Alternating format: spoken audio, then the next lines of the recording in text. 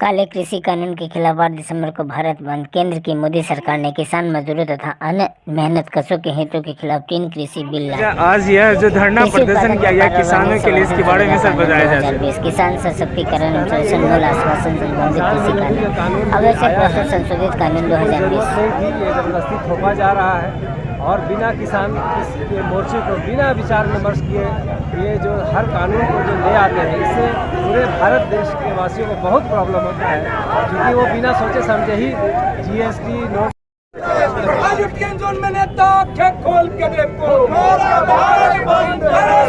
के नेता आंखें खोल के देखो,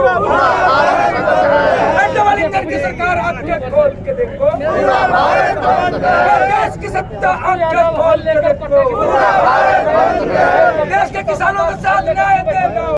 किसानों के काम न आए वो सरकार निकम्मी है, वो सरकार किसानों के काम न आए वो सरकार निकम्मी है, जो सरकार निकम्मी है वो सरकार बदलनी है। मोदी आंखें खोल के देखो, पूरा भारत बंद है, मोदी आंखें खोल के देखो, पूरा भारत बंद है, मोदी आंखें खोल के देखो, पूरा भारत बंद है। किसान एकता जिंदाबाद, जिंदाबाद जिंदाबाद, किसान एकता जिंदाबाद, जिंदाबाद जिंदाबाद, किसान एकता जिंदाबाद, जिंदाबाद जिंदाबाद, किसान एकता जिंदाबाद, जिंदाबाद जिंदाबाद। किसानों के खिलाफ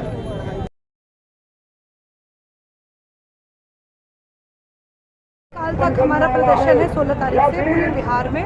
आज हम यहाँ बैठे हैं पटना महानगर में और ये कहीं ना कहीं एक आंदोलन, सच पूछे तो किसानों के पेट पे इन लोगों ने रोटी मारी का भी छीनने का जो काम किया है। कहीं ना कहीं ये 3 बिल जो आगे बढ़ के ये लोग पास करने जा रहे हैं, आप समझिए इन चीज़ों को। पूरी अर्थव्यवस्था डाउन हो गई है, ये सरकार निकम्मी है। मैं खुल के आज बोलती हूँ कि पूरी जनता त्रस्त है। कहीं ना कहीं ये सिर्फ मार्केटिंग और प्रोपेगेंडा का काम कर रहे हैं। जून के महीने में जहाँ पे कोरोना काल इतना प्रॉब्लम में था, पूरा देश रो रहा था, ये किसानों के पेट पे लात मारने की रणनीति तैयार कर रहे थे। इन चीज़ों को पूरे देश को समझने की जरूरत है। आज पूरा बिहार आया है, आज कहीं ना कहीं जन अधिकार पार्टी का मैं राष्ट्रीय महिला मोर्चा अध्यक्ष हूँ और हमारी पूरी टीम का समर्थन है इन किसानों को। अब जान भी जाएगी तो जाएगी, लेकिन हम यहीं बैठे। तो ये मैम आप लोग का प्रदर्शन कब तक चलेगी? कम से कम जब तक ये बिल नहीं हटेगी तब तक। बिल्कुल आगे क्या पूरी जिंदगी भी चली जाए तब भी अगर हम 16 तारीख से तो बैठेंगे नहीं जब तक ये बिल पास करें। जो प्रदर्शन किसान बिल के अवसर पे जो किया गया है, ये कब तक आप लोग का प्रदर्शन चलेगा भैया? हम लोग तो गिरफ्तारी देने आए हैं किसान के समर्थन में। सरकार गिरफ्तार करे, हम लोगों को जेल भेजे, हम लोग जेल जाने के लिए बैठे हुए हैं। जब तक ये किसान नीति वापस नहीं होती है तब तक हम लोग चरणबद्ध तरीके से पूरे बिहार में आंदोलन चलाएंगे। 16 तारीख से बिहार के तमाम जिलों में अनिश्चितकालीन धरने पर हम लोग बैठने जा रहे हैं और 23 दिसंबर से पूरे बिहार में किसान मजदूर एकता को यात्रा निकालेंगे। लोगों को समझाएंगे कि किसान नीति किस तरह किसान विरोधी है, क्योंकि जो किसान पूंजी खून पसीने से जो फसल तैयार करेगा उसका मूल्य तय करेगा पूंजीपति लोग। पूंजीपति जिस रेट में चाहेंगे उस रेट में खरीदेंगे, जितना चाहेंगे उतना खरीदेंगे। ये कहाँ का नीति है भैया? न सरकार का किसी चीज़ पर अंकुश रहेगा, सब कुछ ये पूंजीपतियों के हाथ में चला जाएगा। इसके खिलाफ हम लोग चरणबद्ध तरीके से आंदोलन कर रहे हैं। आज संपूर्ण भारत बंद है, उसके समर्थन में हम लोग आज धरने में बैठे हुए हैं। सरकार हमें गिरफ्तार कर ले, हम लोग गिरफ्तारी देने के लिए तैयार हैं। अगले वक्ता के तौर पर कांग्रेस उमेश सिंह जो बिहार किसान अखिल भारतीय किसान महासभा के नेता है, हम चाहेंगे कि ये आए और ये जो आंदोलन किसानों का पिछले 11-12 दिन से चल रहा है और सरकार बढ़िया रवैया अपनाए हुए किसी कानून को वापस लो, वापस लो, वापस लो, 2020 का वापस लो, वापस लो, वापस लो, शर्म करो,